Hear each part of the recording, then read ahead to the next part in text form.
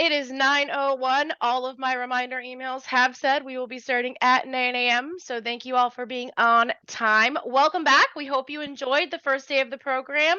And we're going to quickly move on to our program today.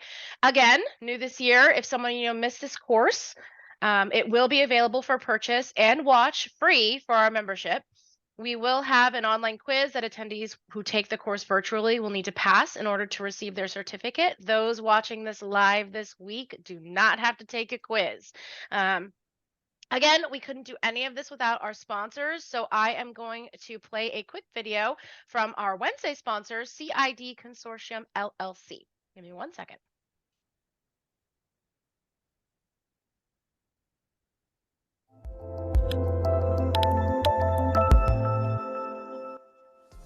HOA board members are volunteers from a variety of backgrounds who face complex legal, financial, social, and maintenance challenges. CID Consortium LLC is proud to support educational opportunities for volunteer board members and HOA members. At CID Consortium, our purpose is to enhance your community living experience.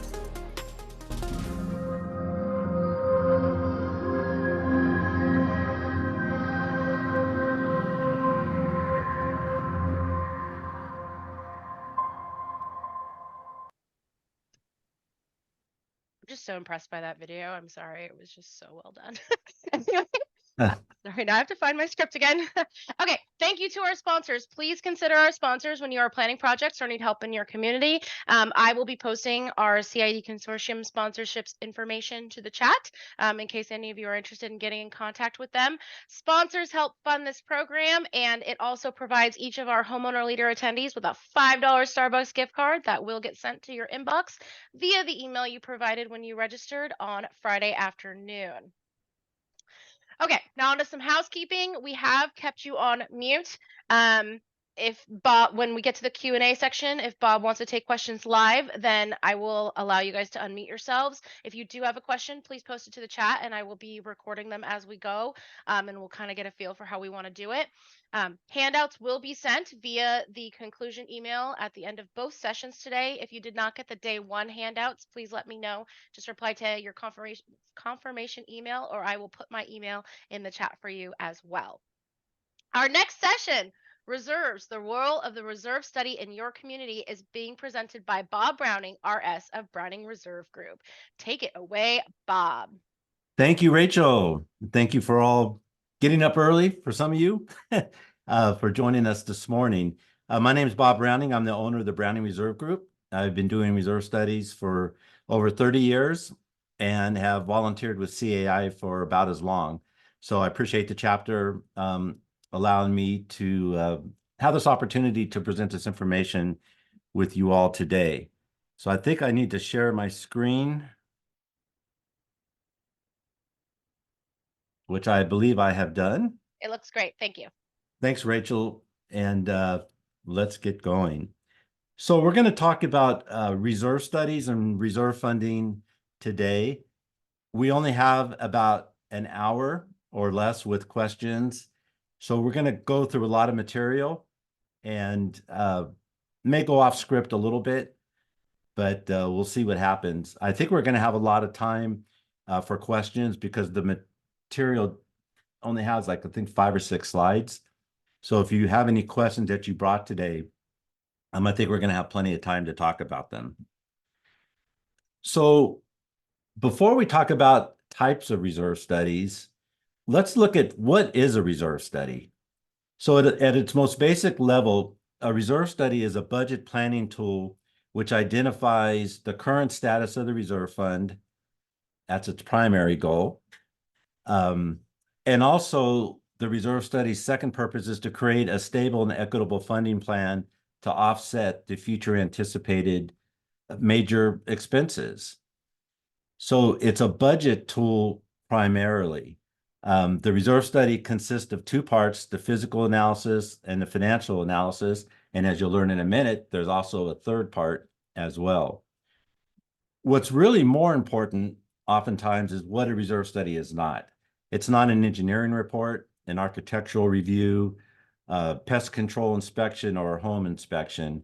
In fact, if any of you have had home inspections done when purchasing your home, that inspection could have been a lot more invasive than a typical reserve study inspection would be. In California, under the Davis-Sterling Act, reserve studies are required at least once every 3 years, which also must include a diligent visual inspection of the accessible common areas. Operative word is visual inspection. So the reserve analyst isn't out there with an ice pick probing siding or pulling back the layers of roofing or crawling in crawl spaces. It's purely a visual observation of the accessible common areas. So once you learn what a reserve study is about, then you need to learn about the 3 or 4 types of reserve studies that exist today. So as the slide shows, 3 of the 4, the 3 main ones that are used, the first one is a full study. So the full study is done usually at 2 times. The first time your community has ever had a reserve study performed, or the second time you might have to have a full reserve study done would be if you switched reserve analyst. Those of us that hope to have our clients for a long time, when we take over a client from another reserve analyst, we're going to probably want to bid a full reserve study, not an update with site visit, where we would rely on the major component quantifications from a previous reserve analyst. So you could be, during the life of your community, you have several full studies done, and that's fine. That's normal. And it doesn't say anything about the previous company that did the study. We all just want to be able to own our own data or take ownership of it, so we're responsible for it. The full study will include a site visit where the reserve analyst will actually go on site and do that visual observation of the accessible common areas. The analyst will also create a component inventory with measurements, quantifications, condition assessment, useful life and remaining life estimates. And that's on the physical side of the study. On the funding side, all 3 of these types of reserve studies will do a fund status and a 30-year funding plan. So you've had your full reserve study done, 3 years have passed, and time for another site visit reserve study. So the next level of service, you could say, is one step down, is an update with site visit. The update with site visit in California must also be done every 3 years, similarly to the full study. And it includes everything we just talked about above, except it does not include the component quantification or it does include verification, but not quantification. So assuming nothing's changed at your community, the update with site visit will have the analysts still look at all of the components and do the condition assessment, life and valuation estimates, and obviously the fund status and funding plan. The biggest difference is the analyst won't have to pull out a measuring tape or a wheel or laser or whatever tools that they're using to make the component quantification. You're going to be hearing a lot today during my presentation about the CAI National Reserve Study Standards. And I'm actually rocking my CAI shirt here this morning. After the collapse of the condominium in Surfside, Florida, and the tragic loss, I believe, of 98 people, CAI really took the lead in ensuring that the public policies at CAI, the reserve study standards, and how reserve studies are done across the U.S. really took a deep dive into those topics to make sure that reserves and reserve studies are meeting the need of our communities. And so as I go through the curriculum today, I'm going to refer to the National Reserve Study Standards. I think Rachel's going to put a link in the chat, and you can pull up a copy if you like at some point. or print it out later. It's available for free from the CAI national website. So back to the types of reserve studies. The reason I brought up the National Reserve Study Standards is if the analyst is doing an update with site visit reserve study, and they see that there's been new common area added since the last site visit, then for those new components, the standards now say the analyst will have to turn those components into a full study and actually do the verifications and quantifications of the new components since the last site visit. Thirdly, the third type of reserve study is an update without site visit. So we probably do more of these levels of service reserve studies than any other because these are the annual updates. And we're going to be talking about why these are important in a minute.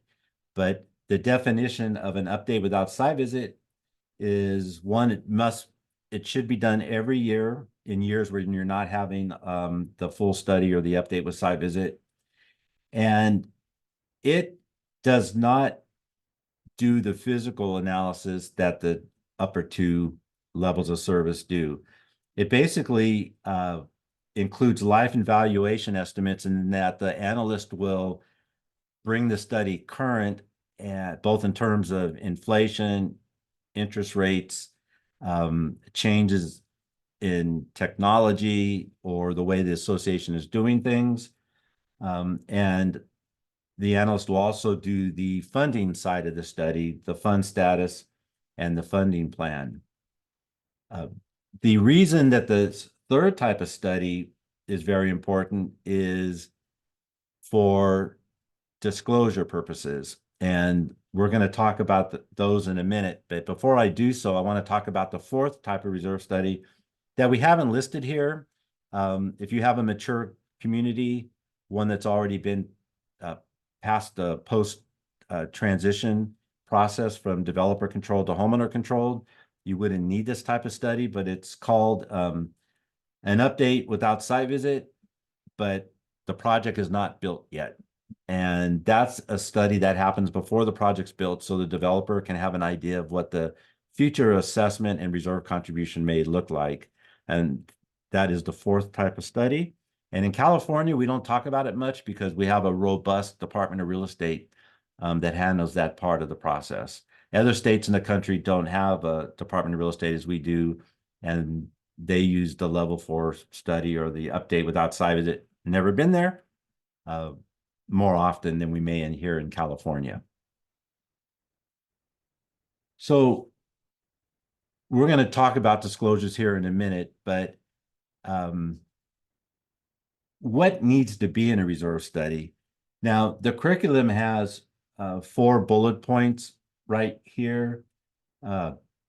Bullets 1 through 3 are the physical side of the study. Expense-based, component-based, while number 4 is on the funding side of the study. So let's go through these. So RRRM, repair, replace, restore, and maintain. And that's in the civil code, in the area that talks about reserve studies. So one of the first things the reserve analyst will do when preparing a reserve study will ensure that there's a proper component inventory for those major components that the association has the responsibility to repair, replace, restore, and maintain, which have a remaining useful life of less than 30 years. That component inventory will also include the typical useful life and remaining useful life of each component. It will also include the current cost to replace, restore, and repair and maintain the components during and at the end of their useful life. There's a lot more that's in the reserve study with respect to the components, but for today's session, that's a pretty good look at the component side of things. There'll be photographs and topical information about products used and many other things in a typical reserve study. Once we get to the funding side there on number 4, the whole one of the whole purposes of doing a reserve study is for the association to determine the total annual contribution needed to defray the cost of our triple RM for the components during and at the end of their useful life. And that will be what it will be in the budget that the board adopts when working on the budget for the next fiscal year. Okay, so now we're going to turn the page a little bit. And remember, I said there was a big reason in California why the annual updates are important. That third reserve study, update without site visit. And that is because back around 2004 or 5, the legislature mandated a disclosure that is required to go out to the members each year with the budget packet. It's a 2-page disclosure that has several points to it that we're going to go through them now quickly. And there is no, let me get back up. There's no statute that says the association must have an annual update reserve study. The only express written statute is about the 3-year update with site visit or full study. But the statute does mandate that required every year is this form in Civil Code 5570 that this 2-page form we're going to go through be distributed to the members each year. And the key point is it can only be executed after at least update without site visit has been performed. So an analyst could never fill out this 2-page form without first preparing a reserve study. That kind of gives us a backdoor inlay into the annual update and why it's required in California. And the first part of this form is number 1, where the form requires it to state the assessment per ownership interest. And the form doesn't actually say portion allocated to reserves. That's going to be in the form already because you have to put a copy of the funding plan along with the form in your packet to the members each year. And so I'm not quite sure why that says that. We'll clean that up. But the form says that the assessment that's required either monthly, quarterly, or annually, and this is the total assessment, not just the amount going into reserves. So that's why this form cannot be executed until after the board has adopted the budget. So that required what many of us called kind of a 3-step process where the reserve analyst provides the reserve study to the client. The board adopts it, and then the board or management lets the analyst know what the overall assessment is for the following year so that number 1 on this form can be executed by the analyst and put in the packet that they give with the reserve study to the client for distribution in the budget packet. So that required more communication. In California, it's kind of old hat now. We've been doing it for almost 20 years. But when it first came into being, there was a lot of extra work for everybody figuring out how we were going to do that. So the second statement on this form that has to be filled in is, are there any additional assessments or special assessments?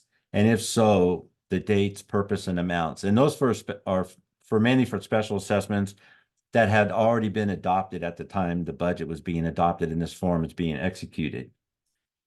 The controversial part of this form was in statement number 3, where for the first time, the board really, remember the analyst fills this out for you, but it's really a statement from the board where the analyst would make a statement, yes or no, if reserve account balances will be sufficient or not. And if not, there was a number 4 that has to list what's going to be required if the funds over the next 30 years will not be enough to take care of the expenses. And so whenever your reserve analyst is working on a reserve study, they need to make that election yes or no under number 3. And if the answer is no, they need to list what the board is going to do to fund reserves. And oftentimes the analyst, we won't know what the board is doing. So we'll make our recommendation and that'll have to go to the board. And then sometimes we hear back to adjust that as needed. And then just number 5 is just a statement that all major components are in the study. And now we're going to go to the next page, which, whoops, I've clicked 2 buttons. The next page, which picks up at number 6 of the 2-page form. And this stuff is kind of boilerplate. I don't have to get into it too much, and we don't have time actually to really get into it. But for number 6, the analyst has to report the amount required in the reserve fund for the fiscal year for which the budget is being prepared. And required, that usually means what the reserve contribution is going to be for the next fiscal year. Number 7 is the analyst needs to display the reserve fund cash balance at the end of the 5 years. It's actually a 5-year tabulation that we have to provide, which also includes the percent funded at the end of each year. And then number 9, we also have to provide the amount required in the reserve fund if the reserve fund was adopted as presented. And so usually number 6, 7, 8, and 9 for most of us, that's all put together in one table to make it more efficient. And number 10, attach a summary of the reserve fund funding plan adopted by the board. So once the board adopts the budget, transmits to the reserve analyst what the reserve contribution will be the following year, then the reserve analyst will fill out the form and insert in number 1 what the total assessment is going to be for next year, and also includes a copy of the 30-year funding plan. And the statute also says that that funding plan must be, under a separate section, must be transmitted to the members each year. There's also a notice that if there is going to be a special assessment or not, and that's really important. And that's been in the civil code long before this form had existed, as well as some other minor points. But if the board is considering a special assessment for the following year, even if it maybe hasn't gone out to vote yet, you might want to talk to your legal counsel about that. But if you think it's going to happen because you have a shortage in reserves, that should be disclosed using this format going forward. Okay, we've got one more slide before we're going to get to the Q&A and some other points that I'm bringing to the curriculum today. And we're going to turn the page now and talk about borrowing from reserves. Can the board borrow from reserves for non-reserve expenses? And the answer in California, yes. And there's a regimen for that that's listed here. I'm not sure, you might learn more about this under the legal part of this course, but there's a regimen that needs to be followed. I don't know that I need to read this, but basically you can borrow, you need to pay it, have a plan to pay it back within a year. The decision to borrow needs to be at a properly noticed meeting under the Open Meeting Act and noted in the minutes. It must be paid back within 1 year. If necessary, it can be extended. And if the repayment's going to be extended, you have to follow the same procedure as when you originally decided to borrow the funds. So again, has to happen in an open meeting, needs to be in the minutes. And the civil code does say that the board should use prudent financial management. and if needed or necessary, shall institute a special assessment. Well, the problem is that special assessment will have to fit the parameters of the special assessment statute, the 5%, 20% that I'm sure you all learned about it in the financial part of the course. You can't just levy a special assessment to pay back the loan unless you also meet the requirement in the Davis-Sterling Act for special assessments.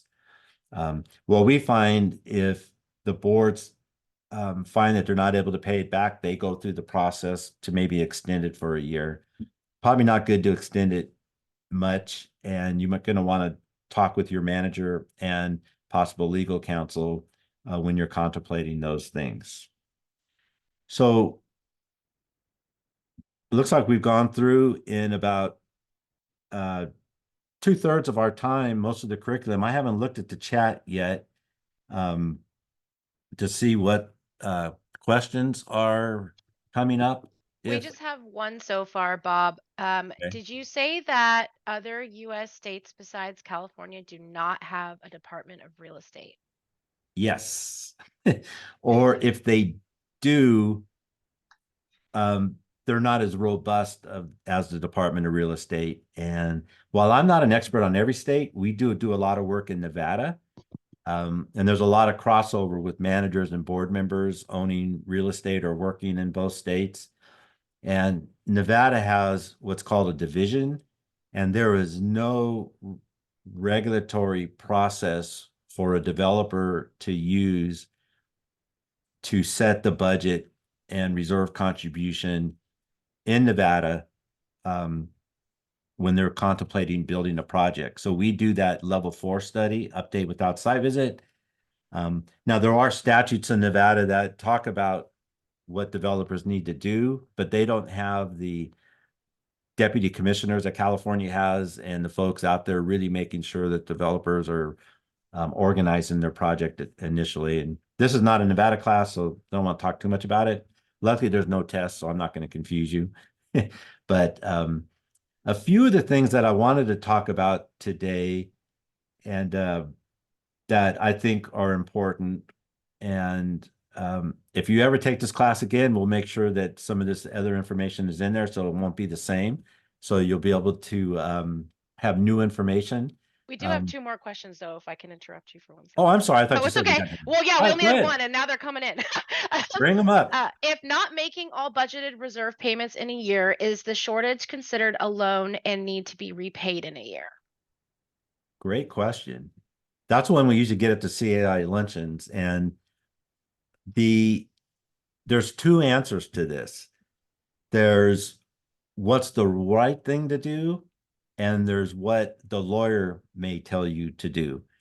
So if you've adopted a budget, send it out to the members in the fall like you're supposed to, or 30 to 90 days before the start of your fiscal year, and then you find once you get into that fiscal year, you're not able to make your reserve contributions into the reserve fund, the correct answer, in my opinion, as a non-lawyer, is that is a loan, and that you should work with your reserve analyst to set up a repayment plan to pay it back over the next year or following years. I've heard lawyers say if the funds never made it into reserves, they're not really reserves, but there's no case on it that I'm aware of. And the statute's silent on that, other than what we've talked about. So the real answer is, if you can't make your reserve deposits, you should think of it as a loan and pay it back. And if you're considering not doing that, you're going to want to talk to your manager, CPA, and legal counsel for advice. Great answer.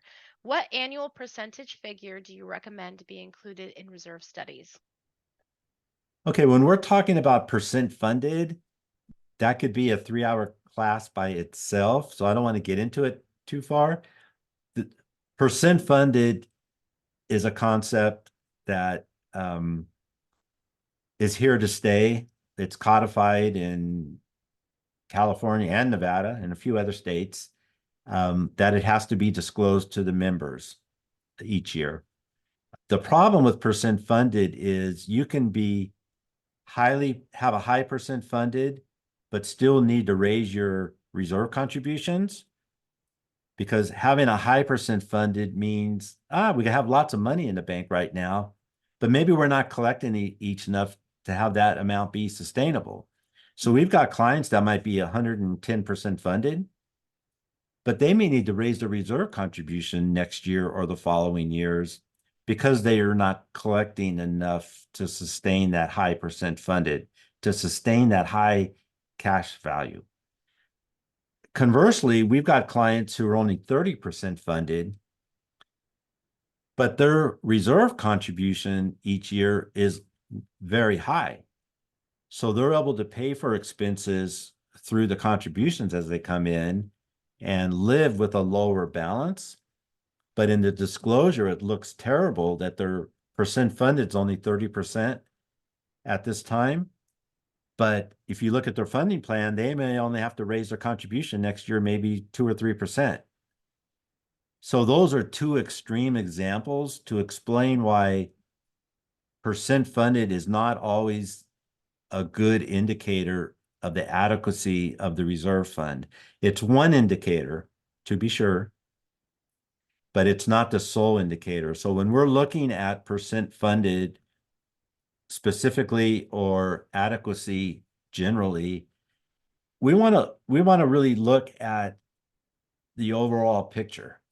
So as soon as you have a board member on your board or a member showing up to the meeting and you start engaging into a conversation about percent funded, you want to look not only at percent funded, but you want to look at what does the reserve study say our reserve contribution is doing over the next 10 years? Is it going up by 3%? Is it going up by 20%? Does it have a special assessment or a bank loan? So you're not going to want to look at the adequacy of your reserve fund in the vacuum of percent funded. You're going to want to look at percent funded, the rate of increase of your reserve contribution. You're going to want to look at what's the lowest year over our 30 years that our reserve fund drops to, and is that adequate? Maybe it should be a higher buffer or threshold, as we call it. Okay, but to answer the question, most of us in the industry have a scale that we use that 0 to 30% is poor with a high likelihood of a special assessment. 30% to 70% would be fair, with a less risk of a special assessment, and 70% to 100% funded is strong. I don't know that that's codified anywhere. It's in our reserve studies, and I say we argue every year about taking it out, with our little thermometer, and a lot of our other friends in the reserve study industry do the same thing. Unfortunately, it focuses the board usually on the wrong part of the reserve study, the percent funded, not on the reserve funding plan and the reserve contribution stream and its growth or its decline, wherever direction that it's headed in. But once it got codified, percent funded it into the statute back in 2005 with those disclosures, it's probably not going anywhere anytime soon, despite its limitations. All right, Mitchell. We have another one. So this is actually a good one. Why would any HOA ever borrow from a reserve fund? It seems a very bad idea to borrow from it. That's a good way of thinking. Thank you very much. It is. So boards that do it, most of the ones we work with, it's a very hard decision.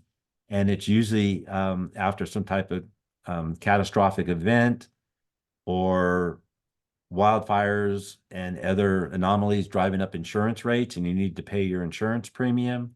Might take you a year or so to budget into your operating side, a very large operating expense. So it's something that shouldn't be taken lightly. Luckily in California that we have a scheme for borrowing and paying back that's pretty strong. Other states don't have it, and they've got to go to legal counsel every time they want to do that or find where they're in that they need to. But it shouldn't be the go-to. And that the way that question was phrased sounds like it's coming from a community that's got its act together, because it should not be just a go-to in your toolbox of tools. It should be a rare event that's driven by something that doesn't happen all the time. Yep. There was a clarification to the percentage question, and it's a bit long, so give me a second. By what percent, I was interested in knowing, how do you keep the reserve fund at an adequate amount because of ever escalating costs, as to replacement and new purchase costs being higher than what the study previously estimated as values when the study was last prepared? That's a long question, but pretty much it has a short answer. That's all normal stuff that always happens, and that's what is so great about the annual update. And so when the analyst does the annual update, that's the time to bring in the new components. It's also the time to look at, with the last few years we've been working under, oh my gosh, we'll put out a study, and 2 months later, we're like, oh my gosh, cost went up since we put out that study. um, all reserve studies are a moving target and designed to evolve. The minute any reserve study is adopted, it's going to be out of date within a week. It's just we're in a more compressed time frame right now, with prices rising and in some cases now coming back down. And working with your reserve analyst to go through that pricing when you're doing the update and making sure you're doing the annual updates. I suspect not a 100% of communities are doing the annual updates as required, but the annual update is really your friend. And for most analysts, it's a very nominal cost. And it also makes it so when you do the site visit study, 2 or 3 years later, the study's kept refreshed. And it also may make that update less expensive if you've kept your reserve study updated over the years, and instead of just waiting every 3 years. So that's a good question, but that's stuff we do every day and did even before the economy went south. At least we strive to, I should say. Strive to. I like that. That's all Yeah. we're trying to do. That is all the questions that I have from the chat. So if you would like to Okay. continue. Yeah. So a couple of things that I brought to the party is when the CAI National Reserve Study standards were adopted last year, they really were improved and refreshed. They were about 20 years old and sorely out of date and needed updating. And the horrific collapse in Florida just was the impetus for us all to work on it. Myself, I was a co-chair along with Robert Norland from Association Reserves down in SoCal, and two other co-chairs, Mitch Frumkin and Peter Miller, who have reserve companies on the East Coast. So the four of us worked with a group of another dozen practitioners. I was trying to remember the California practitioners, and the only one that came to mind is Kirk Waterloo, if any of you know him. Great manager down south, and he was a manager representative on this task force to update the standards. So when you've heard about the standards, the new standards, the big thing for California, and I hate to say this, but the big thing for California was a nothing burger. What it allowed was for the rest of the country to kind of be brought along to the same level of reserve studies that California has been doing for decades. And that may sound surprising, but the majority of the states still don't have reserve study laws or requirements for reserve studies. It's changed a lot since the collapse, but it's still true. And CAI has a tracker, if you're interested, where you can see what the laws are in the different states. So when we updated the standards, it was a long process. It took about 2 years. And one of the things that we did is we inserted a new definition into our lexicon, and that is the long life component. So if any of you live in a community that's been around for 30 years or more, this is something that might interest you. Because if you look at a reserve study, if we're doing a reserve study today and the community is already 30 years old, we're really looking at a reserve study term of 60 years. Because remember, the study that we're doing today goes out for 30 years. Well, that component list for a community with a 60-year window might look different from a community that was built 5 years ago. And as communities are already 30, 40, and 50 years old, it could look quite different. I think our oldest community that we work on is in San Francisco. It's a 120-year-old co-op on one of the hillsides there in San Francisco overlooking the bridges.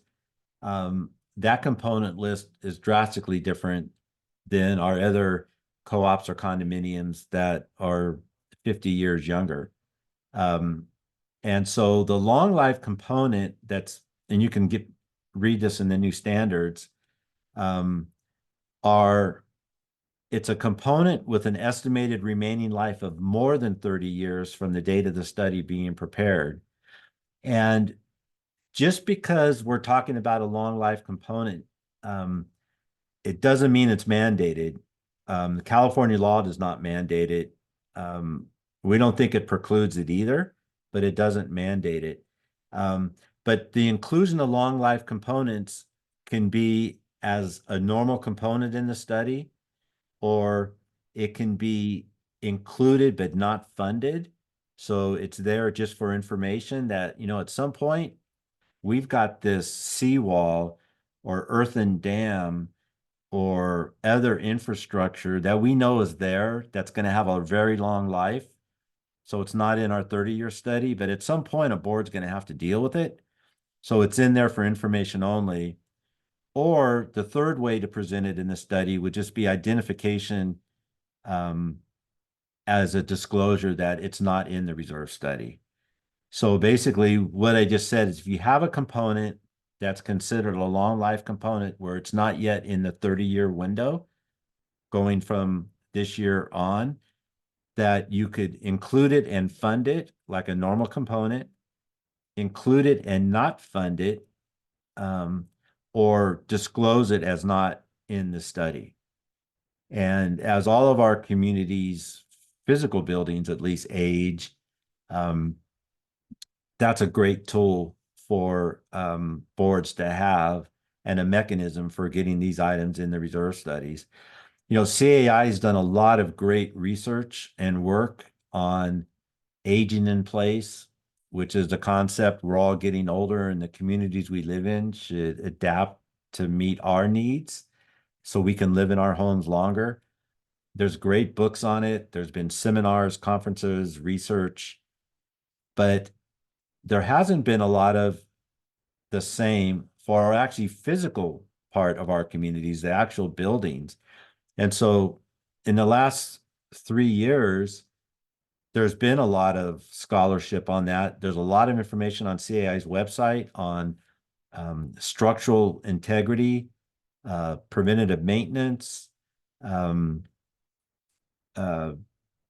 all sorts of things that are important, and dealing with end of life. What happens when your community is getting to the point where it might have a higher and better use? You might find interesting in Florida, where the terrible collapse happened, there were other communities in the same boat. And for some of them, at least 2 that I know of, the board found that there were developers willing to overpay them each for their units to tear them down and build a project that had a higher and better use. And we've seen that in California. I think we have one client that, I don't know if it went to a higher and better use, but it went to a different use, a McEwen fourplex that is now serves as more like apartments for owners to own each building. So aging infrastructure, the long life component. There was two things that were big in the national standards. The other thing that the national standards did was talk about the definition of a regular component. So the things we just talked about are all still true. You know, we have to inventory the components, the restore, repair, replace, and maintain, the triple R&M. But we streamlined our definition of a component. So a component has always been thought to be a physical item you could go and kick with your boot. But components are really just the scheduling of events that happen. And they include everything that happens in a project, from design, review, permits, architectural, construction management. All of those things are valid pricing when doing a project at your communities, and not all of them are physical things. You may be paying an architect or an engineer on a design a year or two before you actually physically do anything. And so the CAI three-part test for a component now reads that the association has the obligation to maintain or replace the component. Number two, the need and schedule for this project can be reasonably anticipated. And number three, the total cost of the project is material and can be reasonably estimated and includes all direct and related costs. So basically, we took the old 4-part test and streamlined it into 3 parts that basically says, okay, we have to have the responsibility to maintain the component for it to be in the study. The need and schedule can be, for this project, can be reasonably anticipated. The old story we used to say was, well, if we don't know what the useful life is or the remaining life or what it costs, if we have to guess for all 3, it's probably not a component yet. And so that's rewritten to say the need and schedule for the project can be really reasonably anticipated. And before the definition of a component, when talking about the cost of the component, the minimum cost, now we talk about the cost should be material to the association. So if you're a board member of a high rise, a material cost to be in the study might be $5,000. Whereas if you're on the board of a 10-unit condo, that material cost might be $1,000. So the minimum cost for a component to be in the study is all about scale. Every association could be different, and every set of board members bring different, sets of risk and biases and things with them. And together, between your manager, your reserve analyst, and your board or committees, and if needed, lawyers and CPAs, we all can work together, to make sure that your reserve study has the proper component list and is dealing with the components in an appropriate way. So I'm not sure if we have any more questions, Rachel, but I got about 10 till 10. Shall we do a final sweep for questions, or? There are no more questions in the chat. We can stop sharing and open it up if you want, or thank you that was a lot of information that you covered. Yeah, I see Geoffrey Browne logged in, our next speaker. Maybe he wants to, he's never been at a loss of words since I met him. If he wanted to say a few words about reserves. If not, I'm happy to stick around if you want to be informal or take a break, whatever you like to do. Let me see if Jeff wants to you got to talk about reserves. Get him out of Zoom jail there. There I am. Good morning, everybody. And Bob, I've been turned over a new leaf this year. I'm trying to be brief if I can. I see one of my board members on here. He can confirm that I'm actually getting better at that. But we'll see. This is an hour that you're letting me talk all at one time. So we'll see whether that's the case or not today. I'd love to stick around, but I have some studies I have to get to in a meeting. So, but you know what, Bob? It's okay because this is being recorded and it will be available on YouTube. for the rest of the year. As long as I don't have to watch it, I'll be good. You don't like to watch yourself play. Yeah, Okay. you might get some residuals from that, Bob. I don't know if that's the case, but Could be. we're actually having a meeting here at Sun City Roseville of our reserve work group, a bunch of finance committee members and our director of finance, a few board members. And that's what they're doing. They're finalizing the all the components to make sure we have everything that's in there, making sure that the values are high enough. Material for us is $5,000, as I Okay. just listening to you, because we're pretty big. We have an $18 million budget, so Yeah. And that's good to know, because when communities are bidding their reserve study, that's an important part for the RFP, because if the analyst knows we're only going to deal with components $5,000 or more, then that's less components. sure. So it might affect the price. Right. That makes a lot of sense. Yeah. All right. Thank you so much, Bob. We sincerely appreciate your time. Lots of great information. And thank you for giving us a chance to take a little break before 10 a.m. when we're going to get into more education. Well, thank you all very much. If you have any questions, feel free to hit me up anytime through Rachel, and thank you all very much. Thanks, Bob. Bye. All right, I'll make sure to come back at 10 a.m. for Jeff Browne. We're going to get into our next session in about 7-8 minutes. Feel free to take a break. Hi, Jeff. Hi, Rachel. I may take a break too, so no problem. I'll be back before 10. I'll be back in 8 minutes. Okay. Oh, sweet. Okay.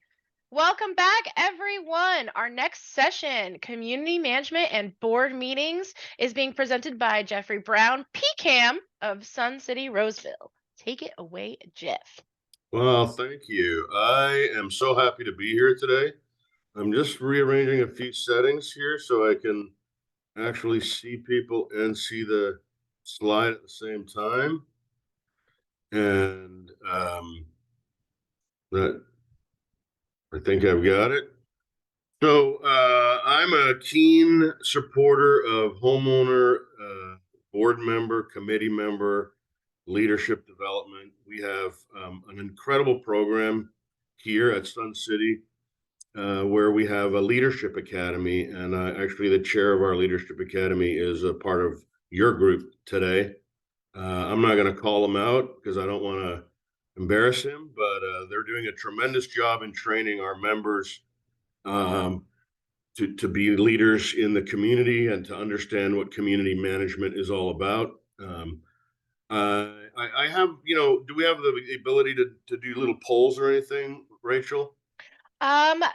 Keep me on my toes. I can create a poll, yeah. Let's see if we can have people tell us who here today are first-time board members. Okay. Yes. Bad choice. No. There, yes. Okay. Save. Look at me. Okay. Oh, it's thinking. Okay. Oh, there's Launch. a poll, yeah. Oh, it's untitled. Sorry.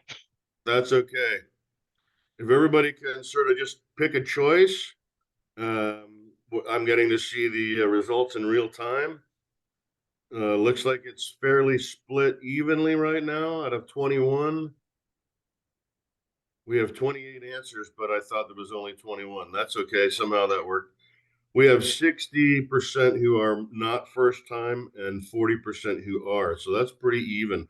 Mm-hmm. For those of you that are first time board members, thanks for doing that, Rachel. The first time board members, it can be very confusing. What is this HOA business? Many of you bought homes here in HOAs on purpose. Some of you just sort of fell into it and got an entire packet of documents at the close of your home, didn't understand what that was all about. But hopefully we can shed a little bit of light on the general concept behind community management, being a board member, what the roles of each, the manager and the board members are. And we'll finish off the day with a little bit of information from CAI. So let's get started here. We've got time at the end for questions. Rachel, I don't know if you're the one who's in control of the questions or not, but if you see something that's important, interrupt me. I'm okay with that. Oh, If it's a general question, we could probably wait till the end if everybody's okay with that too. So, okay. I'll record them. okay, so let's see if I can get this thing started. Here we go. Let's start off with talking about professional community managers. There are a lot of people in the industry who work in leasing for apartments. They call themselves community managers. We call ourselves community association managers. We love to use acronyms, and we make that acronym CAM or CAM, as we call it. It's different from a leasing manager in an apartment complex because the apartment complex is full of renters, not owners. All CIDs are based on the concept of ownership, whether it's a condo or a single family home community or a high rise. And so the reason that's important is because we have to follow certain rules and regulations that apartment homes don't have to follow. So we have an organization, all of you are part of it. It's called the Community Associations Institute, and along with a few other bodies, they've set up an educational and credentialing program that turns regular people into professional community managers. Why would you want to hire a professional community manager? Well, as I mentioned, there's a whole set of rules that go along with managing a homeowners association or a common interest development. There's another acronym for you. And it's important that the manager, be cognizant and educated about all of the different pieces of this puzzle. It's a lot of work, a lot of information, and it takes someone who's specialized in common interest developments to be able to get this thing to work. So some of the reasons to hire a professional manager: you need to meet the needs of the association, not just the people that live in the community. The main goal of a professional manager is to implement the board's directives and policies and to take care of the operations. Again, following common interest development law and best practices. And professional community managers tend to have excellent networks, and they can go out and source that network for any kind of opinion, expert opinion, experiential opinions. Hey, I'm a manager in Northern California, and I have a community that does this, or this. Does anybody have the same thing? How can I make this go away, or how can I make this work for the community?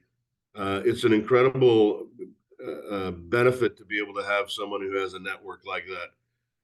I actually have 800 people in my network that I can talk to and provide help and support to as well. It's a two-way thing. So that didn't show up for some reason. Oh, here we go. That's why. I didn't know it did that. Here are the credentials I was talking about. The standard sort of credential, the first level of credential, is called the CMCA. That is the Certified Manager of Community Associations. It's provided by another acronym, CAM-ICB. That's the Community Association Manager International Credentialing Board. They're affiliated with CAI, and they provide the first level of credentials.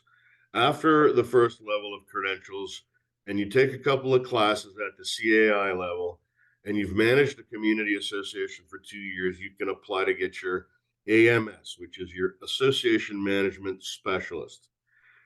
This is the second level, and a lot of people get there pretty quickly because it's not too hard. But getting to the next step is the sign of a true dedicated professional, because it takes a lot of effort and a lot of time. And that's the Professional Community Association Manager designation. You have to have the CMCA.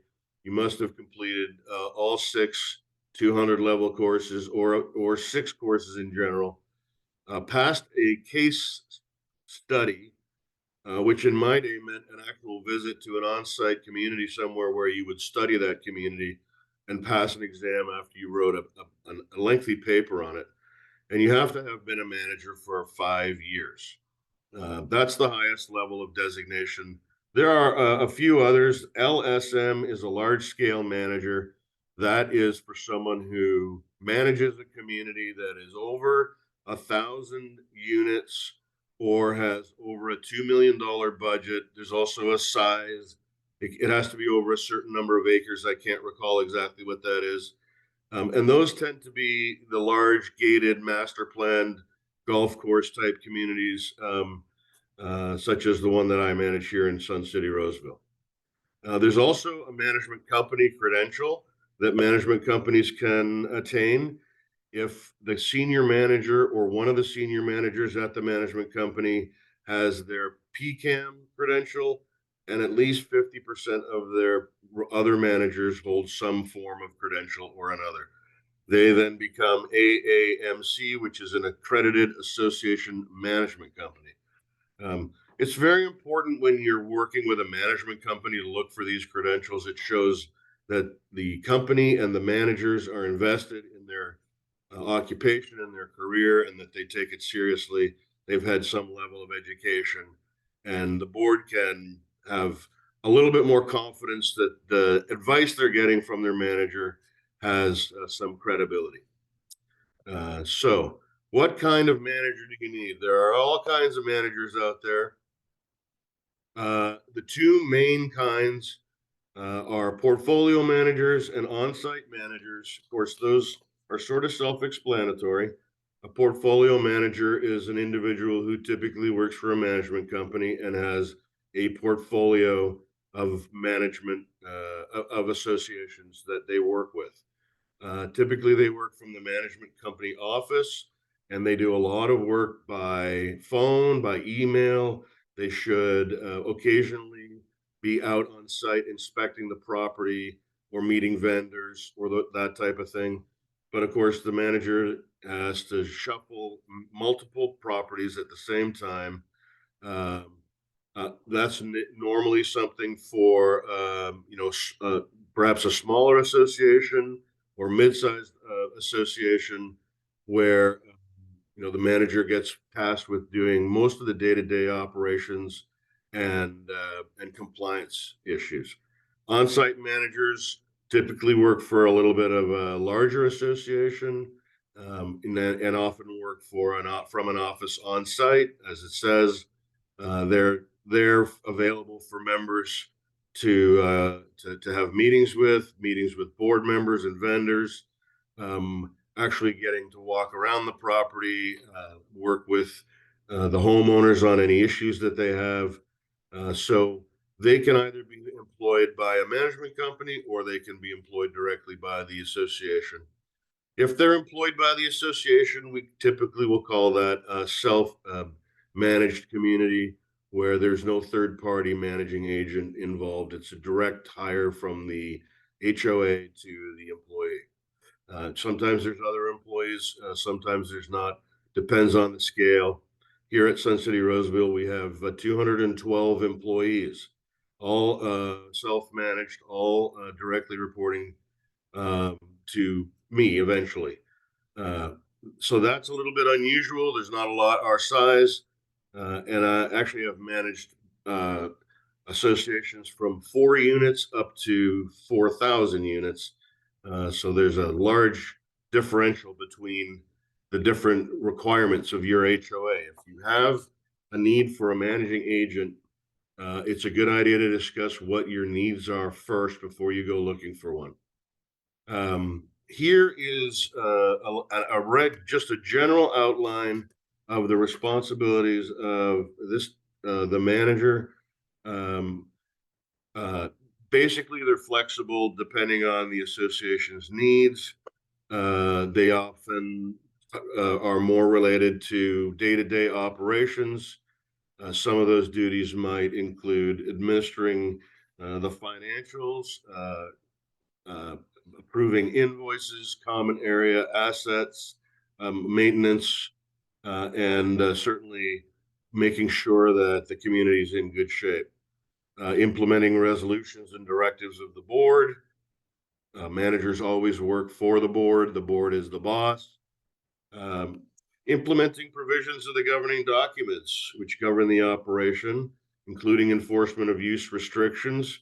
Occasionally, when I was a portfolio manager, I would have to drive through a community and note any of the violations that were occurring in the community. Whether it was a condo or a single family home, there's always someone who doesn't want to follow the rules. And one of the board's responsibilities is to make sure that the HOA, yeah, Jack, there you go. HOA is responsible for enforcing the rules. You don't, sometimes boards don't want to do that, but as we'll talk about a little later, it's actually one of your fiduciary duties. Administering contracts, insurance, vendors, contractors, service providers, and any other third-party provider. We generally are the liaison between the board and those people, and we manage those relationships for the board. There are some things that we can't do, some things that we don't want to do, and some things that we just should not do. Some of these things are as follows. There are, in some cases, duties that are specifically assigned to the board by the governing documents. Approving financials is not required, but reviewing them every month is, and that's your job. I, as your manager, will be reviewing the financials as well, but you have an obligation to do that. That's just one example. Managers typically don't sign checks. When we do, we have to have authorization from the board to be able to go ahead and do that. We don't waive rules or negotiate with residents about rules. That's in your bailiwick. We don't oversee the annual audit. Why not? Well, because we typically provide you with the financial statements, and financial statements, because they're our responsibility, overseeing the audit or the financial review would be a conflict of interest. We do not serve as the final authority in hiring or terminating contractors. Contracts are always something the board has the final say on. And of course, we're not attorneys. We are jacks of all trade. So we do offer advice. Some of us like to offer advice on a lot of things. Some of us will take our expertise and only advise on those areas. But we certainly should never be giving you any legal advice. And if your manager is giving you legal advice, you should let them know they shouldn't do that and contact your attorney. We did have a question come in regards to this. Okay. Ideally, what role should a portfolio manager assume when it comes to handling HOA board of directors election? I know that the CAM cannot serve as the inspector of election. Right. Well, even if we can't serve as the inspector of elections, there are some things we can still do. We typically can collect the ballots for the inspector, hold on to those ballots. We can manage the meeting at which those ballots are counted. We can provide reports to the inspector of elections as requested, say, for instance, if you're trying to achieve quorum. And we can help disseminate the results of the of the election once the inspector of election qualifies the vote as being completed. Of course, after that, we can become very, very involved in training and providing orientation to new board members as well. But for the most part, those are the general main areas that we help out in with inspections. I'm sorry, I keep saying inspections. I mean helping inspectors of elections. So, there may be other things that your management company is willing to do. I recommend that you talk directly with your manager and see. Some management companies will provide additional services, and some are only provide limited services for elections. Hope that answered the question. Let's talk real quick about HOA management companies and how much they cost. The cost of a professional manager depends a lot on several different things. The location of the development that you're managing, if it's Southern California, Northern California, in the city, out in the country, whether it's a condo or a single family home community. And the reason for that is condos have a lot more work attached to them. The boards are responsible and the association is responsible for maintenance on the exterior of the buildings a lot of the time. That means a lot more contractors, a lot more construction. Single family home communities, the manager mostly manages the business affairs and the common area. So it's a completely different set of responsibilities. Size of your community clearly has an impact on how much time the portfolio manager spends. And that's what it really comes down to. How much time is the portfolio manager going to have to spend working on your project in relation to the rest of the portfolio? There's also different levels of service. And of course, if you're hiring a more experienced manager, then you should expect to pay a little bit more as well. Let's move to the board of directors do's and don'ts. You have a role that's separate from the management company or the manager, although there are some overlaps in some places. So let's talk about what you guys should do. My opinion, you guys should always act as one voice to the manager. Designate someone as a point person. Often it would be the president, but it doesn't have to be. Remember, a board of 5 means the manager has a 5-headed boss. That's very unwieldy. You can get conflicting instructions, and certainly you want to have the board in lockstep with the management company so there's no confusion. Clear and precise communication is the key to a successful relationship there. I would also say, from experience, please do not micromanage your manager. They have 10 other communities they're managing, and they're experts in the day-to-day operations and required statutory compliance of your homeowners association. We love when board members want to volunteer to do stuff. I'll tell you that. If you're on site and you want to help us by being our eyes and ears, we're glad to work with you on that. But give us a little bit of flexibility to be able to work, within our areas of expertise. I like to use the phrase trust but verify. And I mean verify. Don't just trust, because there's no benefit in trusting your manager to do everything without checking up on them. You're responsible. You're the one who's going to be accountable to the homeowners. So my recommendation is check up on your manager every once in a while and make sure they're doing what they say they're supposed to do and what their contract tells you they're supposed to do. Also, give them some reasonable deadlines. If you call me at 5 o'clock in the evening and ask me to get you a report immediately, it's going to be a difficult proposition for me. We have, portfolio managers in particular have a problem trying to balance all the different priorities they have from different associations. Just keep that in your mind. I'm not saying that you don't deserve to have your reports or your priorities, high on the priority list. If it's important, I would agree with you. But the manager has to prioritize everybody's highest priorities, and there's a difference between urgent and important. Just give them some reasonable deadlines so that they can do a good job on what you're asking them to do. I've seen more mistakes made because a manager is trying to rush through something than I would like to admit. And in fact, I've made those mistakes lots of times myself too. And I would say this too, a very important piece: take responsibility for the board decisions. You're acting in unity. You need to be able to present a united front with your other directors and your homeowners, as well as the managers. It's a team that has to work together, and it only works when that happens. Let's see. I think that's all I want to talk about regarding the manager role and the board role. And I'll pause to take any questions if you want to right now before we get into the meeting side. Rachel, anything that's up there? We have a couple. I will read them to you again. If they are too specific or too legal, feel free to say so, because I don't know. Yeah, I just said don't dispense legal advice, so that's going to be something that I don't do. Okay. What should an HOA member do if they realize that the CAM is not following the governing documents or violating the Davis-Sterling Act?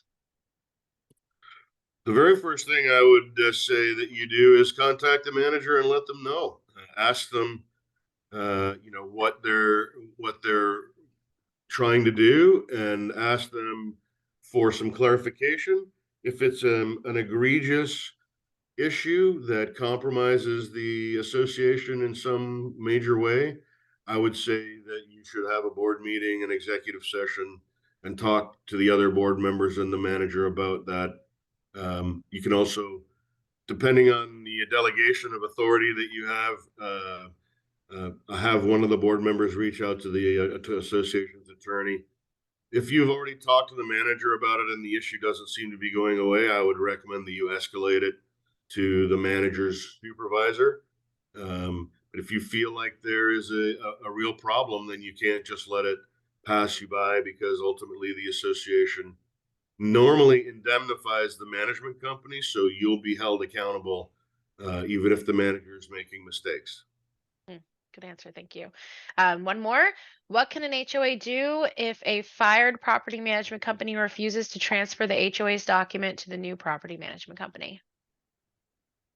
So there is a legal issue that I really probably should avoid, because I think I know the answer. I know what I would do.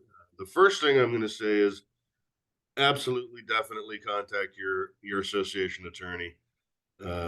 It may be that you have to compel them to provide those documents to you. They're your documents. They don't belong to the management company. So there are ways to compel them through the courts, and I have seen it, and it works. So you must absolutely reach out to your attorney and start that process.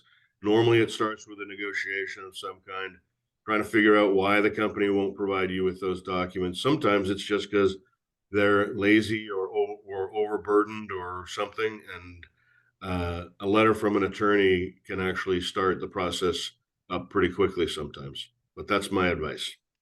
Thank you, Jeff. And as a Sure. reminder, we will be having an Ask the Attorney session on Friday at 10 a.m. following Right. the attorney portion of the rules and laws at 9 a.m. So Friday is all legal stuff. So if you have questions like this that are more general, but thank you, Jeff. That was No, all I had. I know Darren and Jasmine, they'll do a terrific job answering your questions on Friday. All right, let's keep going. Any other, we'll get back to questions again in a minute here, if that's okay, Rachel. That's totally fine. Go ahead. So let's talk about board meetings. You're a new board member. 40% of you are coming in.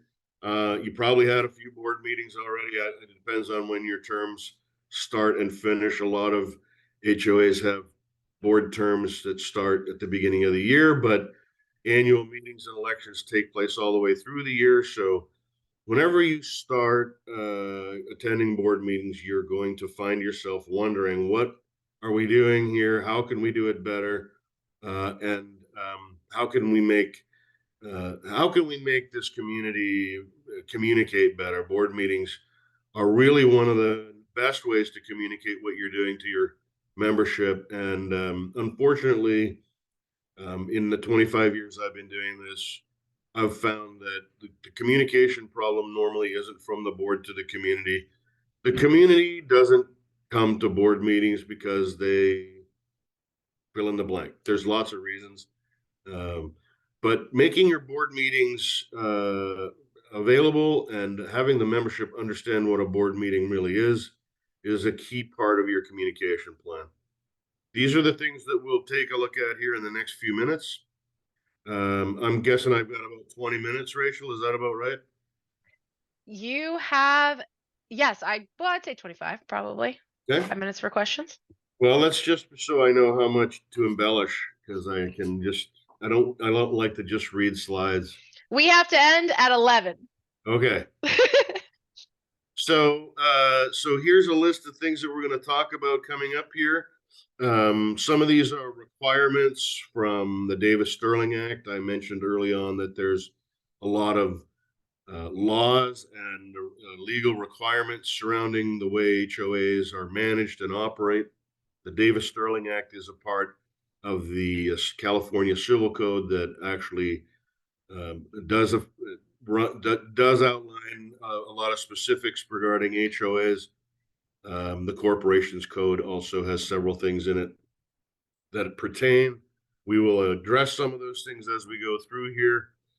So without further ado, let's keep moving. I want to make it very clear this is something that new board members and experienced board members sometimes have confusion about, and certainly homeowners do. There is a big difference between a board meeting and a membership meeting or a member meeting. The board meeting is exactly that. It's a meeting of the board of directors, and its purpose is to conduct the business of the association. The membership meeting is like a shareholder meeting, because HOAs are typically corporations. Not all of them are, but we'll talk about them as if they are. And the members are the shareholders, or at least the equivalent. And the business that pertains to the members, things like voting, I'll come to a slide with several of the business items that members can do. Voting for the elections for board of directors candidates, that's the number one thing they do. But those are two different meetings. And then there are several other kinds of meetings. Special meetings are sort of special occasions when something comes up that you need to have a non-scheduled meeting about. You call a special meeting. The board, two members of the board, usually depending on your governing documents, two members of the board or the president, or a certain percentage of the population of the membership, usually 5%, can call a special meeting. Those things, again, we'll talk about what those look like. So let's make sure everybody's clear on the different kinds of meetings there are. We're talking mostly about board meetings here, because that's where the business of the association gets conducted. CCC, that stands for the California Civil Code. The very most important part of this is Section 4900, called the Open Meeting Act. Now, I put this in here because there's some confusion. Many people come to HOA meetings thinking that they're governed by the Browne Act, but actually they are not covered by the Browne Act. The Browne Act is something different. It is a series of statutes under the government code that regulate the meetings of public legislative bodies and local public agencies. That is not what an HOA is. So while there are a lot of similarities, it is not, in fact, the Browne Act that oversees or that applies to the homeowner association world. So what is a meeting? This is going to be interesting because I've got something special coming up here in a bit. But for years, we've had this definition of a board meeting from Civil Code Section 4090, which says that a meeting is a majority of board members at the same time and place to hear, discuss, or deliberate on items of business that are within the authority of the board. So we always talk about hear, discuss, or deliberate. So anytime a quorum, a majority of the board gets together and talks about any item of business that you could possibly make a decision on, that would have constituted a meeting. And for all intents and purposes, it still does. Stay tuned. I will talk a little bit more about that in a bit. Another type of meeting that boards can have are called executive session meetings, and they are closed to the members unless the members are invited to attend. And there are specific things that you can talk about in executive session, and everything else should be discussed at an open meeting after proper notice. And we'll get to that in a minute too. These 5 things are the main things that executive session meetings can be held about: litigation, pending litigation or current litigation, and the attorney-client and items that are attorney-client privileged. Any formation of contracts with third parties. So you can go into executive session to discuss whether or not you want to sign a contract, what the terms are, what the scope is. Member discipline, that is for violations of the governing documents. And let me talk about governing documents just for a second here. Governing documents is a general term, and it describes the most important articles that you have that help you manage the association. They outline all your authority and all the requirements and responsibilities for the association. They consist of generally three things, sometimes four: the articles of incorporation, the CC&Rs, or covenants, conditions, and restrictions, the bylaws, those three for sure, and occasionally for most associations, they have a published rules or a community rules document that is counted as part of the governing documents. Those four things are what I mean when I say governing documents. So member discipline, there's usually a process by which you can discuss the violation of some of the use restrictions or other parts of the governing documents with members, and you can do that in executive session. Personnel matters, that really only pertains to self-managed communities unless the community itself has employees that are directly hired by the association. Your manager who works for a management company is not considered to be personnel. Any issue with your manager, you have to take up with the management company. But if that's in relation to a discussion about a contract with your management company, then you could use an executive session meeting to do that. And of course, member assessment payments, payment plans, anything that has to do with foreclosure. Foreclosure has to be discussed in an executive session for privacy reasons. And those are the main five things. We'll do a little bit more detail on a couple of those coming up here in a bit. And the other thing about executive sessions that many people forget or don't know is that you have to make note of the general nature of anything you discuss in an executive session in the minutes of the next open board meeting. So you have to make an announcement at the beginning or somewhere in the board meeting about what you generally talked about in the executive session. You don't have to get into specifics, otherwise it wouldn't be useful to have executive sessions in the first place. And I'll show you an example of that when we get to the agenda section here. So here are some other pieces from the Open Meeting Act, and I'm getting to my special surprise. This is basically a reiteration of what we talked about earlier, Civil Code 4900. There is an exception to the Open Meeting Act, and that is when there is an emergency. Okay. Paragraph 2, electronic transmissions, that's email.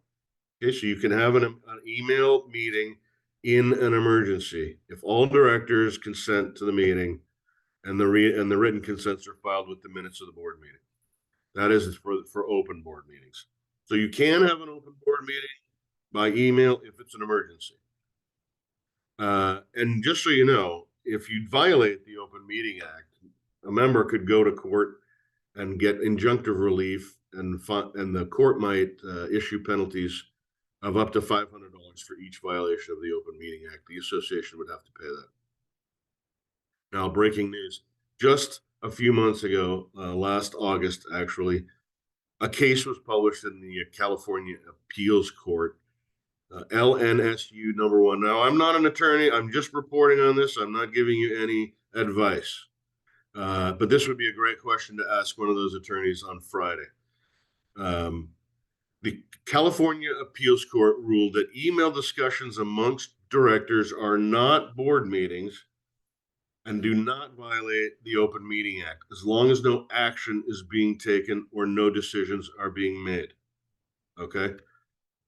So hold that in your hand. I'm not saying that you should all start immediately having email meetings and talking about everything by email. A couple of reasons.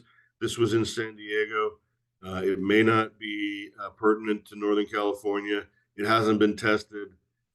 Several other things need to be done before I would even begin to think about having my board have email meetings. However, talk to your attorney, get their opinion.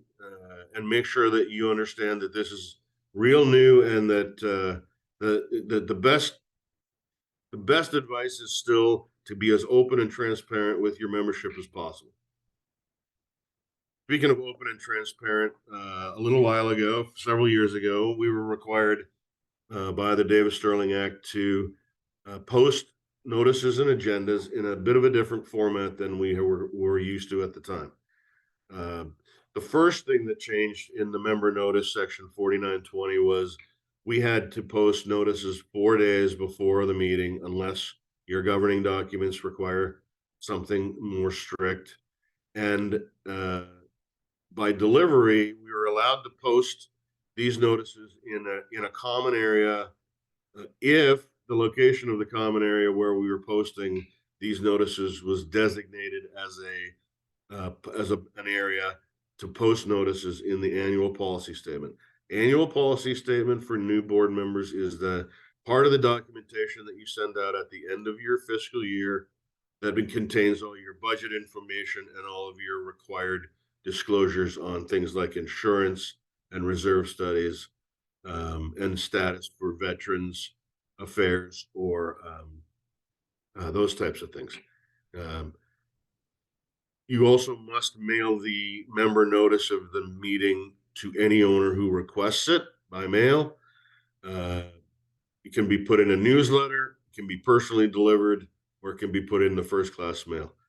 The notice has to contain the agenda. This was something that was new, and it's not new anymore, and we're all used to it, but it's very important.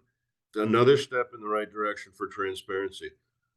Members will know what you're going to talk about and what you may be making decisions about, and can then decide whether or not they want to attend the meeting in order to be able to hear what your deliberations sound like. And the other part about member notice is that the requirement for noticing executive sessions is not 4 days, it's 2 days.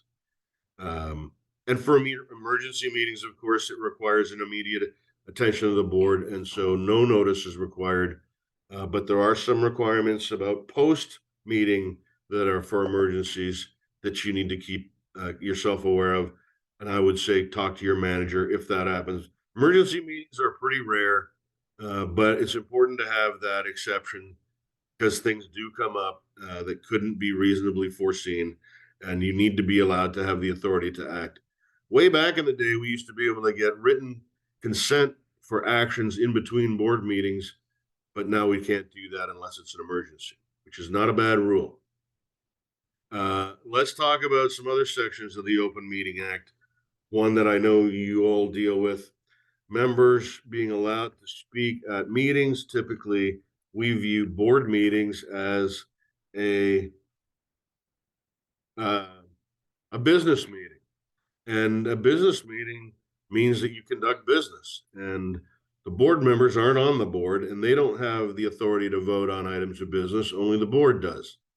So members are typically permitted to speak at the board meeting only during the open forum session, and that says in the civil code that that boards are allowed to limit those discussions to a reasonable amount of time.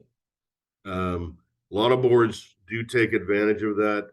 Depends. I've been to board meetings for associations where there are no homeowners in attendance, and board meetings with hundreds of homeowners in attendance. So this is something you should probably think about and determine for your own individual HOA in conjunction with your manager.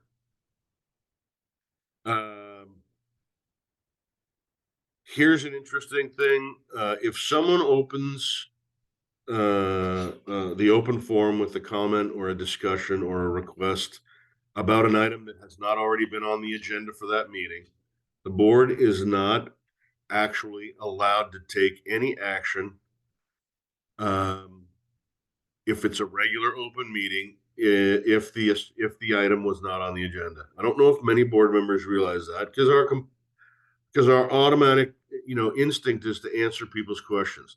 Now, there's no harm in that, but you can't make a decision on something that wasn't on the agenda. So a discussion, there are some exceptions to this comment about no board discussion or board action. And here's some of the exceptions. You can briefly respond to questions or statements. If someone says, have we got all the bids for this project? You could say yes or no. Wouldn't say much more than that. You can provide some clarification, or you can report on something that you've done that's in response to a member's request or question. You can direct requests to the management staff. For instance, if someone reports a maintenance issue, you can say, Mr. Manager or Mrs. Manager, would you please go check that out and see if there's something we need to do? That's kind of like an administrative task, part of our inspection process. And under certain very specific circumstances, you can take action on an emergency basis for anything that was potentially unforeseen or that came to the immediate that needs immediate action and came to the attention of the board after the agenda was posted. There are certain actions that you can take on agenda items that were previously on an agenda. But again, I would say that that's a little bit too much detail. I don't want to get down into the weeds too much.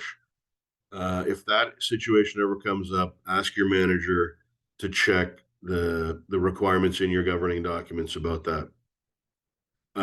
Finally, well, not finally, but on this slide, Civil Code Section 4950A requires that minutes, draft minutes, or a summary of the minutes must be available within 30 days and distributed to owners on request. And it does say payment of HOA costs must be paid if applicable. These days, rarely does anybody have to pay for minutes, where they're usually delivered electronically. Sometimes they're posted on a bulletin board in the community or posted to a website. Those all will fill the requirements of making those minutes available. Most of the time, members don't even have to request the minutes. They're just available anyway. We've moved into that direction. But just so you know, there has to be a draft at least available within 30 days of the meeting. Whoops. Let's talk about what the typical agenda looks like. And I'm going to refer back here to a previous slide in a minute. First of all, this is a typical agenda, and if your bylaws say something different, then you should by all means follow your bylaws instructions. So a typical agenda would look like this: establish the quorum, which means you have whatever your quorum requirement is, normally a majority of the board sitting at the meeting or available at the meeting. Board members can call in by phone. That counts towards quorum. And then you call the meeting to order. Open forum is the section where you have the homeowners available to bring up some items of interest. Here's where you might want to give an executive session summary. If you've had an executive session, remember, you have to make a note of it in the minutes and at the board meeting that follows the executive session meeting. You would then approve minutes from previous meetings. And the minutes are there to record actions. It's not a transcript of the discussions that you had, mostly the material decisions that were made. But talk with your manager about what you'd like to see in the minutes. You might review the financial reports. You might listen to a management report, followed by committee reports if you have committees. And then you might discuss old business and then new business, and you're done. If you stick to this general typical agenda, you can get things done in a reasonable amount of time and move through the meeting with alacrity. Some additional board requirements here. We're talking about board members being able to meet, as I said, by phone, by electronic video screen, otherwise as we're meeting now by Zoom, so long as all board members can hear each other. We talked about a quorum. A decision made by the board is typically one that requires approval by a majority of the board. Here's a little bit of new knowledge, perhaps. If a quorum is originally present at at a board meeting, you can actually make decisions if someone ends up having to leave and you don't have a quorum anymore, but only under certain circumstances. What really happens is the action still has to be approved by a majority of the required quorum. So let me give you an example of what that looks like. Let's say, I know I have an example here. Let's say you have a 5-member board. You have 3 members that attend the meeting, which means that you would need 2 members to be able to vote in favor of something to have it pass. If you have a quorum of 3 and you lose one, you still need 2 members to be able to approve something. So both of the remaining members would always have to be in agreement to be able to continue to hold the meeting and make decisions. If that's not clear, put a question in there and we can go over that again. Let's talk about how to prep for board meetings. Hopefully you're all getting some kind of a board packet or package that has all the required material you need to know for the meeting. I'm not going to go into a lot of detail on this, but you should be getting previous minutes, any contracts that you're asked to approve, any inspection reports or management reports, some sort of financial report, and several other items depending on what you're actually looking at on the agenda. Your job is to look at that stuff. Your manager's job is to get that stuff to you in an appropriate amount of time prior to the meeting so that you actually have time to review it. If you have any questions, you're better off asking them before the meeting if you can. Let me tell you why.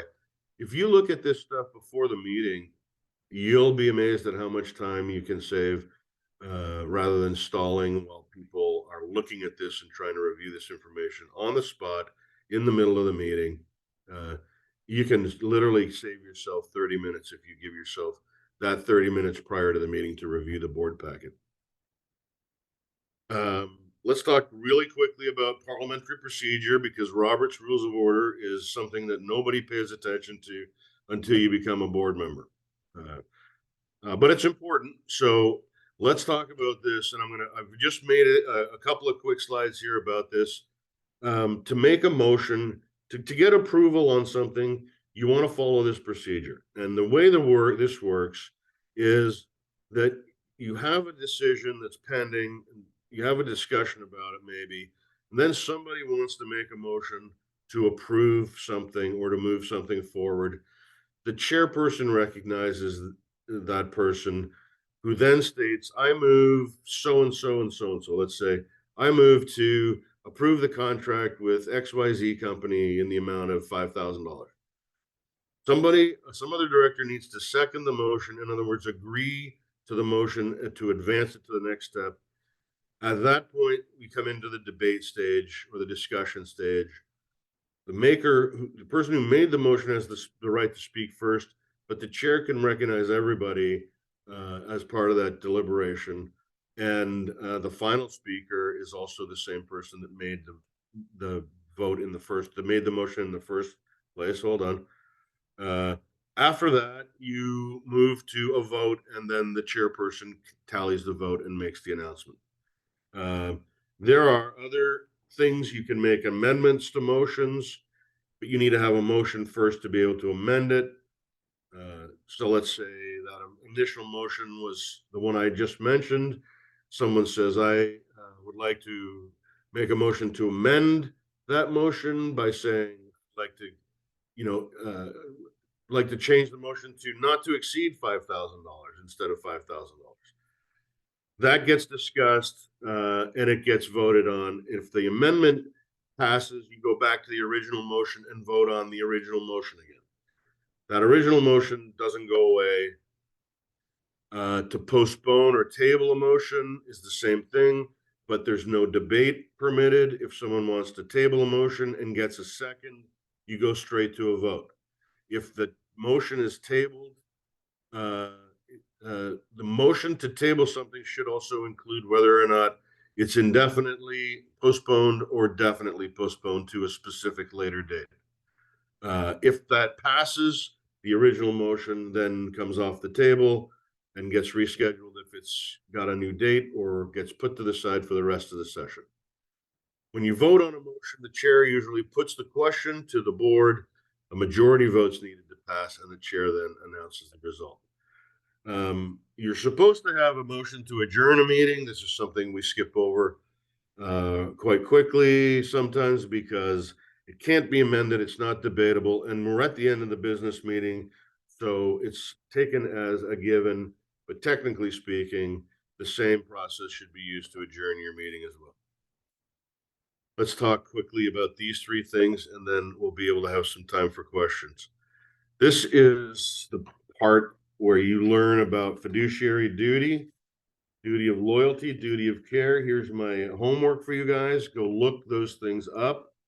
They are important. They are, you can find them on the CAI website. You can also find them on certain websites. I'll give you one that I use sometimes.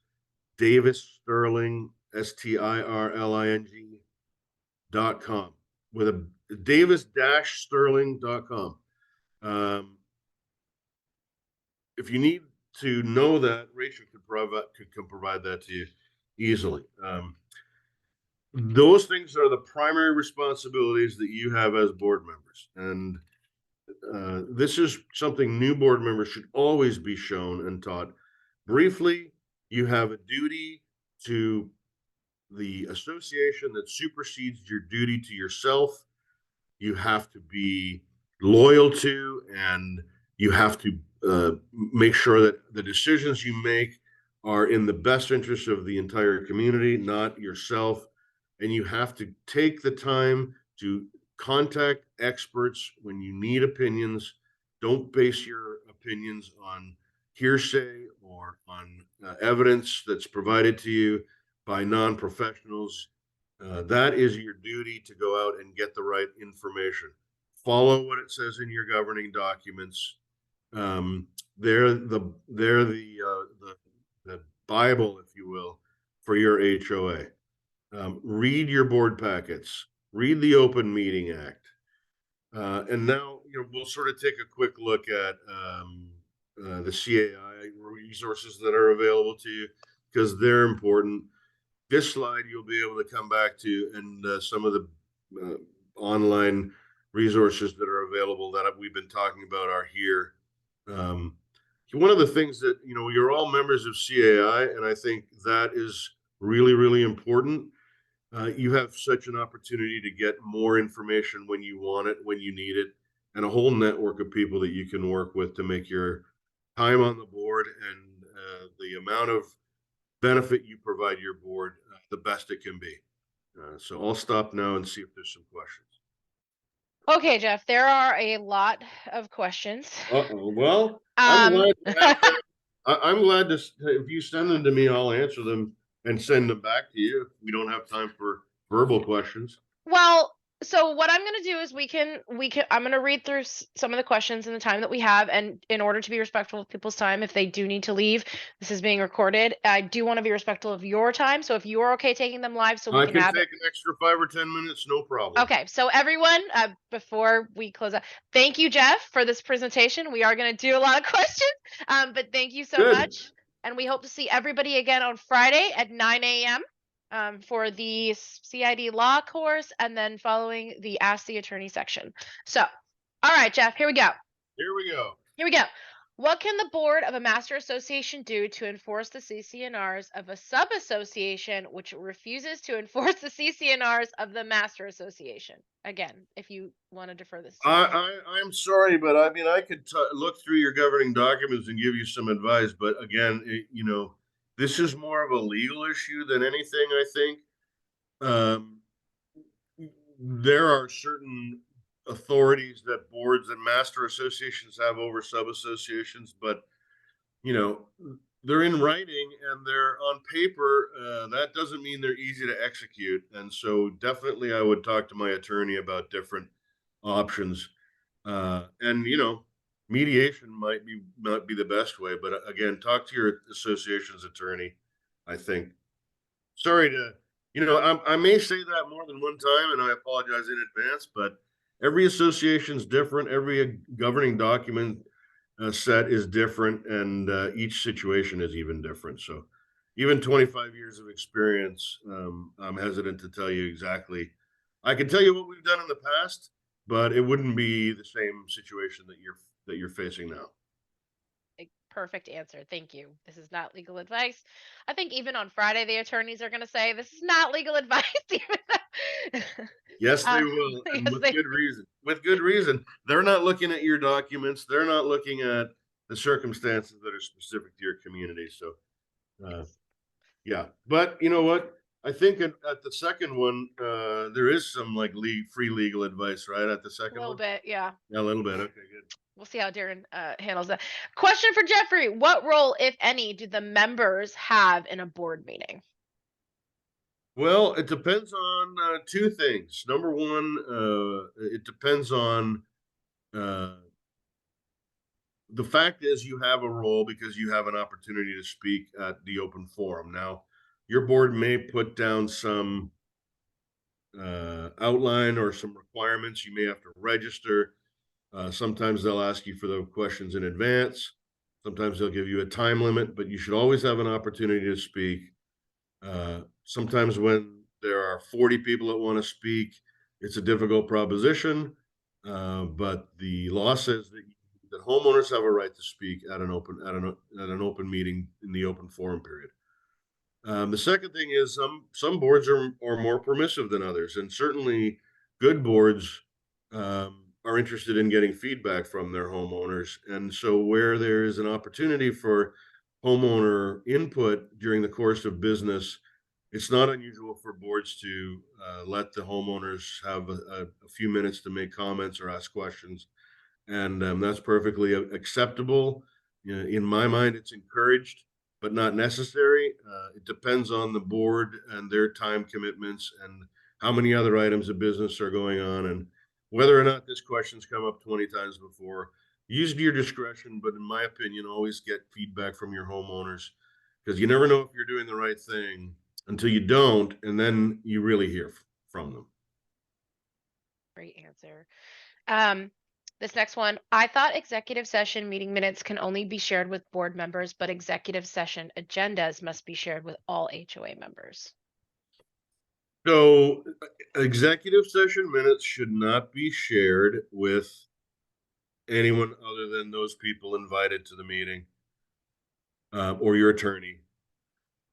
The requirement to notify the membership about the executive session that you held does not require you to disclose the minutes. Only a general commentary about what it was you were meeting for. In other words, it could suffice to say that at the beginning of your next board meeting, open board meeting, that the association met on January the 24th to discuss legal issues in executive session. And that's all you need to say. That's all the board minutes for that open meeting need to reflect. You do not need to disclose the details of anything there to the homeowners. And regarding the agenda, yes, you can. You have to post the agenda along with the notice, but the agenda line items can be very general. They don't have to go in any specific detail. So again, work with your manager to find the right wording on that. Your job is to protect people's privacy. That's why, and to protect your attorney-client privilege. That's why executive sessions need to be held tightly together. Thank you. Is there a requirement to have more than one homeowner forum at open meetings? No, homeowners are allowed to speak at open meetings. That's the law. Must be provided an opportunity to speak. How the board decides to organize that is up to them. I've seen open forums happen at the beginning of the meeting, happen in the middle of the meeting, happen at the end of the meeting. Sometimes boards schedule it at the beginning of the meeting so homeowners can ask their questions and then leave. Sometimes the board members like it at the end of the meeting so that the answer to their questions might be part of the business discussion that they have during the course of the meeting. So it's up to board members, but there's no requirement to have more than one open forum session at an open meeting. Great, thank you so much. This question kind of goes along with that. I think you could just answer it actually. Is there any advantage to having the open forum at the beginning or end of a board meeting? Thank you very much. Yeah, there is, and there's other reasons, but the whole idea is it's an open forum opportunity for the members. So board members' schedules are very important, but whatever benefits the membership the best is the choice that you should make. Perfect. When should the CAM send the board member packet to the board members? So when I was a portfolio manager, we used to say a week before or 5 business days before. By contract, we were obligated to provide it 3 days before. Here at Sun City Roseville, we provide it 3 days before, and that gives most people a reasonable opportunity to look through the board packet. But I would qualify that by saying, consider how much information you're providing. Each meeting might be different. And if it's a quarterly meeting and there hasn't been a meeting for 3 months, you have a lot of information in there, I would say give it to them earlier.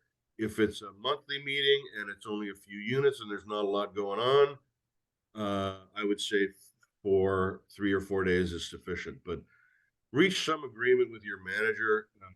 It's hard to get a board packet of information together and get it to you 7 days in advance. That's still 7 days worth of things that can happen before the meeting is even there. It's hard enough with the 4-day notice on an agenda to provide up-to-date information to you. Often I used to post the agenda, and then once the agenda was set, I would get the board packet to you because you couldn't make any decisions on things that came up between the posting of the notice and the board meeting anyway. Sure. Last question. We did get a lot of questions about election related items, but I am going to save those questions for the Ask the Attorney portion because I think that they are more attorney specific. So Valerie, thank you for those questions. I think they are very good, and I have recorded them. So the last question of today is, during a board meeting, is the CAM required to share the financial statements except for delinquency report with all the HOA members so that way they can examine them and ask questions about them?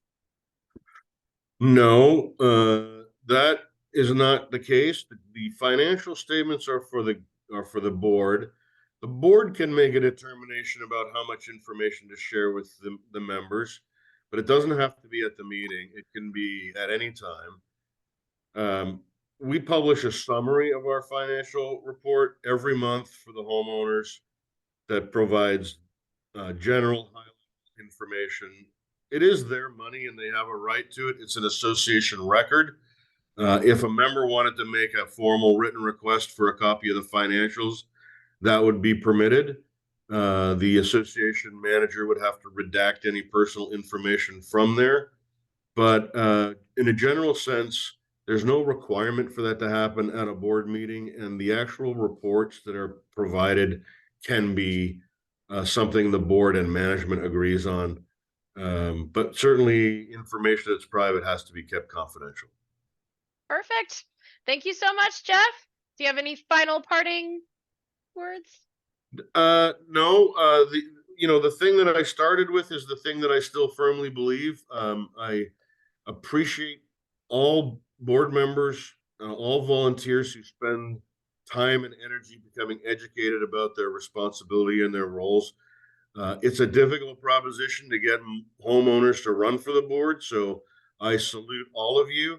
I recognize how difficult this is for you. It's a position that can put you at odds with the rest of your community in a lot of different ways and a lot of different times. So kudos to all of you for becoming a board member. Second, kudos to you all for becoming CAI members and looking forward to educating yourselves and becoming the best board member that you can be. And good luck in the future. I am glad to help anyone who wants a little bit of insight from 25 years worth of doing this. So if Rachel, if you want to provide them with my email address, I'm perfectly fine doing that. Just make sure you let me know who you are, because for all I know, you could be one of my homeowners asking me some of these questions too. You got it, Jeff. And in the follow-up email that will be going out in like 5 minutes, it does have your contact information and you are CC'd. Wonderful. Thanks, everybody. Have a wonderful rest of your day. Enjoy your classes on Friday. They'll be exciting. Thanks, Jeff. See you guys Friday. Thanks, Bye. Thanks, everyone.